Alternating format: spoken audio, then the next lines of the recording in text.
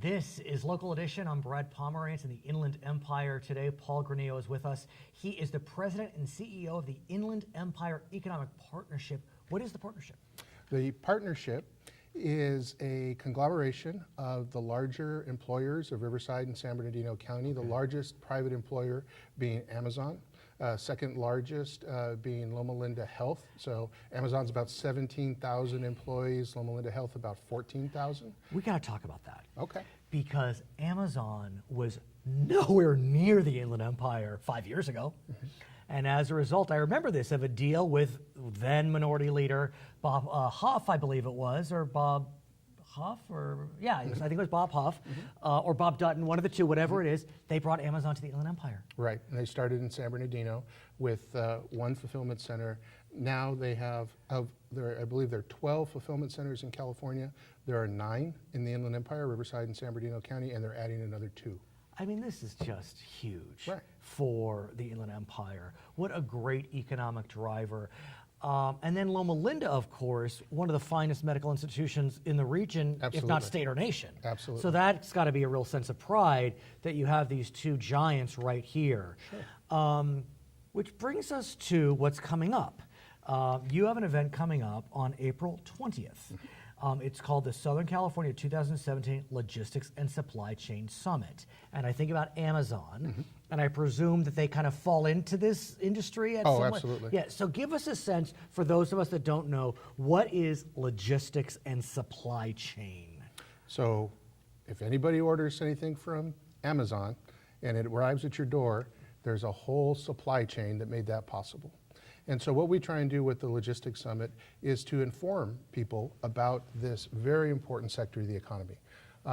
Retail, as it used to be, is going away. Macy's closing stores, Sears going away, It's sad in Kmart going some away. ways for old folks like us. It's true, right? Yeah.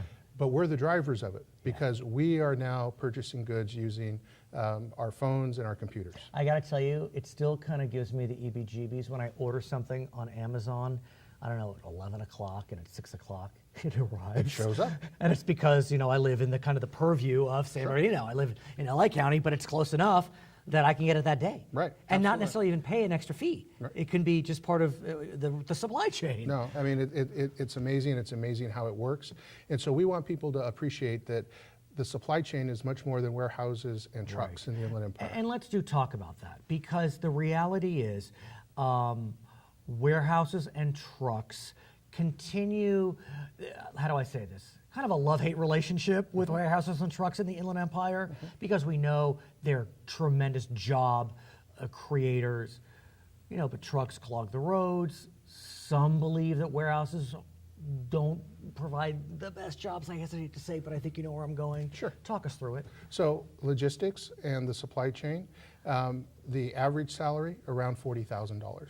Okay. Not terrible. Not terrible. Not terrible, especially in the Inland Empire, where housing's a little cheaper and cost of living a little cheaper. And then we have to look at the educational attainment rate of the Inland Empire. Of our 4.5 million people, only 20% have a baccalaureate degree. Okay. And so that limits people and what they can do. And so there is an alignment with the logistics sector and allowing them to have jobs. And if you can work hard, there's a career path within logistics and the supply chain. And I also wonder, though, if there's a way to leverage a AA or a bachelor's with logistics and supply chain management.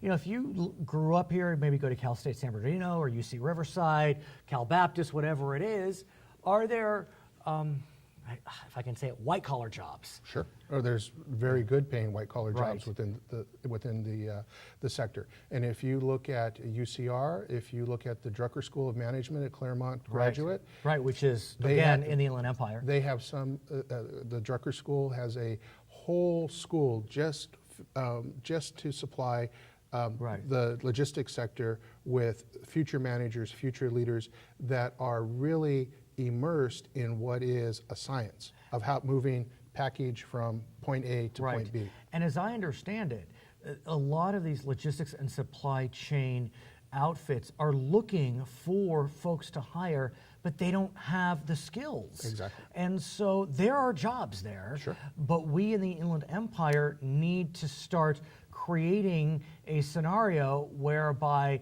our high schools, our community colleges, our trade tech schools are training for the jobs of the future. Yeah, and more we see that because I think people understand that this is the way the economy is going to work. This is the retail of the future.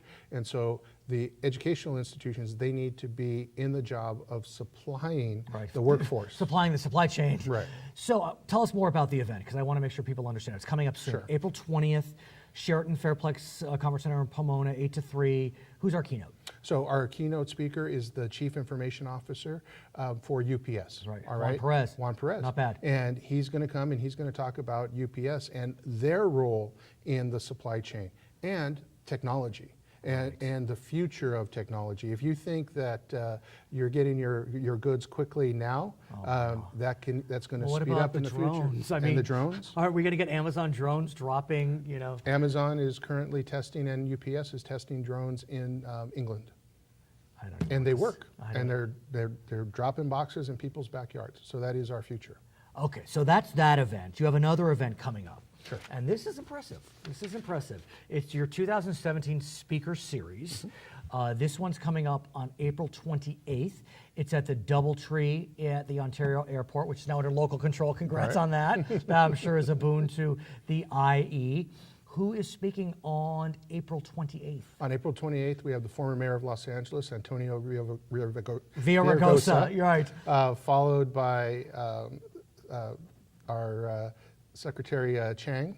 Oh, is he on the 28th or at a different No, event? it's on a different day. Okay, so we have Villaraigosa coming, and then I guess now he's treasurer. Treasurer John Chang. John Chang is coming, I presume. Mr. Gavin Newsom, the lieutenant governor, at some point in the future. On June 30th, Gavin Newsom will be a part of the series. So this begs the question. I find it very compelling that you have 3 leading candidates coming to the Inland Empire. I don't know if we'd see that 30 years ago.